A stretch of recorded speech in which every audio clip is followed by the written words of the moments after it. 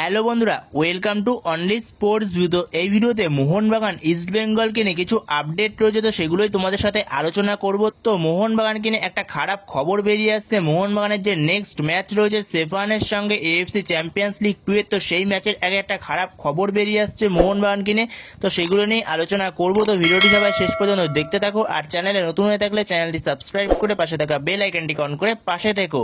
তো সেখানে Mohun Bagan AFC champions league 2 এ, যেখানে মোহনবাগান নিজেদের ঘরের মাঠেই আহাল এফকের কাছে হেরে গেছে। প্রথম ম্যাচটা 1-0 গোলে জঘন্য পারফরমেন্স ছিল সেই ম্যাচে মোহনবাগানের, অতীব জঘন্য পারফরমেন্স মোহনবাগানের, যেখানে শুধুমাত্র বলতে গেলে আলবার্তো রড্রিগেজকে একটু ভালো খেলতে দেখা গেছে, তাছাড়া কোনো প্লেয়ারকেই সেরকম খেলতে ভালো দেখা যায়নি। টম অ্যালডেট পাশে ভালো সঙ্গ দিয়েছে আলবার্তো রড্রিগেজের পাশে, এছাড়া ভিশাল কায়েতকে কিছুটা ভালো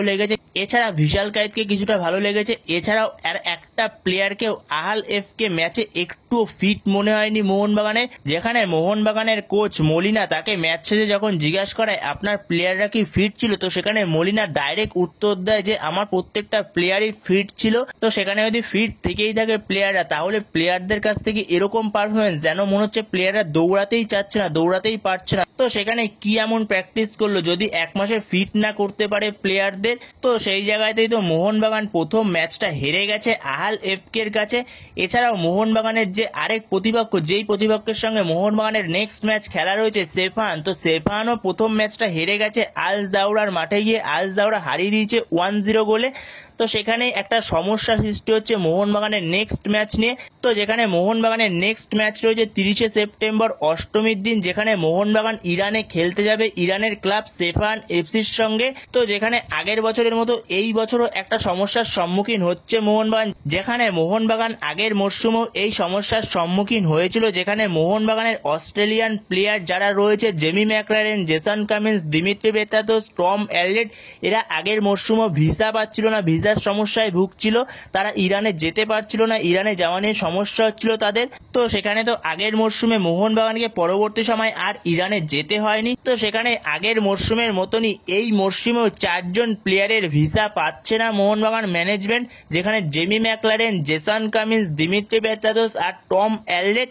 তো এই 4জন প্লেয়ারের ভিসা পাচ্ছে না, যেখানে তাদের কিছু সমস্যা রয়েছে, যেখানে অস্ট্রেলিয়ান প্লেয়ারদের ক্ষেত্রে ইরানে যাওয়ার নিষেধাজ্ঞা রয়েছে। তাদের যে পাসপোর্ট রয়েছে, যে পাসপোর্ট দিয়ে তারা ইন্ডিয়াতে এসছে, তো সেই পাসপোর্টে যদি কোনো কারণে ইরানের স্ট্যাম্প বসে যায়, তো সেই কারণে পরবর্তী সময় তাদের নিজেদের দেশে ঢুকতে অসুবিধা হতে পারে। তো সেই কারণেই এই 4 প্লেয়ার ইরানের জন্য ভিসা পাচ্ছে না। তো সেখানে মোহনবাগান ম্যানেজমেন্ট এটাকে নিয়ে কাজ করছে। তো সেখানে মোহনবাগান ম্যানেজমেন্ট এই সমস্যার সম্মুখীন যেন হতে না হয় সেই নিয়ে কথাবার্তা বলছে। তো সেখানে মোহনবাগান এমনি নিজেদের ঘরের মাঠে প্রথম ম্যাচটা হেরে গেছে আহাল এফকের কাছে, আর ওদিকে সেফান এফসি তারাও প্রথম ম্যাচটা হেরে গেছে। তো সেখানে সেফান এফসি অবশ্যই চাইবে নিজেদের ঘরের মাঠে প্রথম জয়টা তুলতে। এছাড়াও সেফান এফসি মোহনবাগানের থেকে ধারে ভারে অনেকটাই এগিয়ে। তো সেখানে মোহনবাগান যদি এই 4 বিদেশিকে ইরানে না নিয়ে যেতে পারে, যদি ভিসা সংক্রান্ত সমস্যা না মেটে, তাহলে মোহনবাগান আরও সমস্যায় পড়ে যাবে এই ম্যাচে, যেখানে মোহনবাগানের জন্য এই ম্যাচটা ডু অর ডাই ম্যাচ, যেখানে মোহনবাগানকে জিততে হবে যদি এই এএফসি চ্যাম্পিয়ন্স লিগ 2 তে মোহনবাগানকে এখনও ভালো কিছু করতে হয়। তো অবশ্যই সেফান এফসি মোহনবাগানের থেকে ধারে ভারে অনেকটাই এগিয়ে, কিন্তু ফুটবলের কথা কখনোই কোনো কিছু বলা যায় না, কোন টিম কখন কি জিততে পারে। যেখানে আহাল এফকে যেই টিমটার মার্কেট ভ্যালু অফিসিয়ালি দেখাচ্ছিল 3 কোটি টাকা, তো তার থেকে মোহনবাগান ধারে ভারে অনেকটাই এগিয়ে, 63 কোটি টাকার টিম মোহনবাগানের। তো সেখানে আহাল এফকে যদি মোহনবাগানকে হারিয়ে দেয়, তাহলে সেফানকেও নিশ্চয়ই মোহনবাগান হারাতে পারে। তো সেখানে সেফানকে হারানোর জন্য মোহনবাগানের সর্বশক্তি দলটা লাগবে, সমস্ত বিদেশিগুলোকে লাগবে। এছাড়াও মোহনবাগান কোচ জোসে মলিনা তার ঠিকমতো পরিকল্পনা করতে হবে, সমস্ত বিদেশিদের খেলাতে হবে, যেটা এফসি গোয়া করেছিল আল জাউরার ম্যাচে। এফসি গোয়া হেরে গেছিল, কিন্তু তাও এফসি গোয়া সমস্ত বিদেশিদের খেলিয়েছিল প্রথম 11-এই। তো সেখানে মোহনবাগানের তো মাঝমাঠে অবশ্যই প্লেয়ার দরকার ছিল, এটা তো প্রথম থেকেই বলা হয়েছে, সবাই বলেছে, এটা নিয়ে সবাই প্রোটেস্ট করেছে, কিন্তু কোনো রকম মাঝমাঠে প্লেয়ার প্লেয়ার আনা হয়নি। তো সেখানে মোহনবাগানের আগের দিন ম্যাচেই দেখা গেছে আহাল এফকে ম্যাচে যে মোহনবাগানের মাঝমাঠ কতটা দুর্বল লাগছে। মোহনবাগানের মাঝমাঠে ঠিকঠাক বল হোল্ড করতে পারছে না কেউ, ঠিকঠাক বলটাকে সেকেন্ড বল ধরতে পারছে না। তো সেখানে মোহনবাগান যদি ভিসা সংক্রান্তর কারণে এই 4 বিদেশিকে ইরানে না নিয়ে যেতে পারে তাহলে মোহনবাগানের জন্য খুবই বড় সমস্যা আসতে চলেছে নেক্সট ম্যাচে। তো সেখানে আশা করছি মোহনবাগান এই সমস্যার সম্মুখীন হবে না, সমস্ত কিছু মিটিয়ে সমস্ত রকম বিদেশিদের নিয়েই তারা ইরানে যাবে মোহনবাগান ম্যাচটা খেলতে সেফান এফসির সঙ্গে। তো পরবর্তী সময় এবারে কোনো আপডেট পেলে অবশ্যই তোমাদের সাথে তখন শেয়ার করে দেবো। তো এরপরের আপডেটটি হচ্ছে ইস্টবেঙ্গলের নতুন প্লেয়ার, যেই প্লেয়ারটাকে ইস্টবেঙ্গল সাইন করিয়েছে হিরোশি ইবোসুকি, যার নাম অফিসিয়ালি অ্যানাউন্সমেন্টও করে দিয়েছে ইস্টবেঙ্গল ম্যানেজমেন্ট। তো সেখানে ইস্টবেঙ্গলের নতুন প্লেয়ার হিরোশি ইবোসুকি সে ইস্টবেঙ্গলে যোগ দেওয়ার পরে ইস্টবেঙ্গলকে নিয়ে কিছু কথা বলেছে। তো সেগুলো নিয়ে যদি কথা বলা যায় তো সেখানে ইস্টবেঙ্গলকে নিয়ে হিরোশি বলেছে ইস্টবেঙ্গলের ক্লাবের রয়েছে এক অসাধারণ ইতিহাস এবং এক বিস্ময়কর সমর্থক গোষ্ঠী, যা এটিকে এশিয়ান ফুটবলে এত জনপ্রিয় করেছে। এমন এক ঐতিহ্যবাহী দলের অংশ হতে পেরে আমি গর্বিত এবং আসন্ন প্রতিযোগিতাগুলিতে ট্রফি জয়ের পথে দলকে সাহায্য করতে চাই।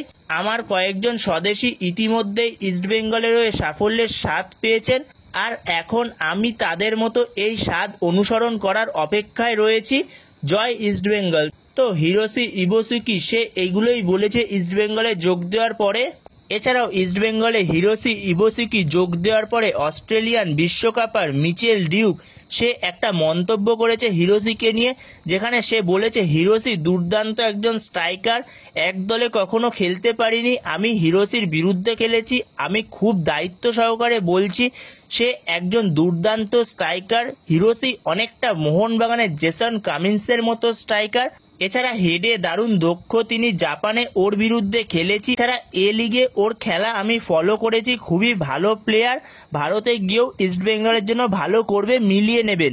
তো এটাই বলেছে জেমি ম্যাকলারেন জেসন কামিন্সের বন্ধু অজি বিশ্বকাপার মিচেল ডিউক হিরোশির সম্পর্কে। তো বন্ধুরা এই ভিডিওতে এই পর্যন্তই। তো এই ভিডিওতে এই ছোট আপডেটগুলো নিয়ে আলোচনা করার ছিল। তো ভিডিওটি ভালো লাগলে অবশ্যই লাইক শেয়ার সাবস্ক্রাইব করতে ভুলো না। তো নেক্সট ভিডিওতে দেখা হচ্ছে, ততক্ষণের জন্য বাই বাই।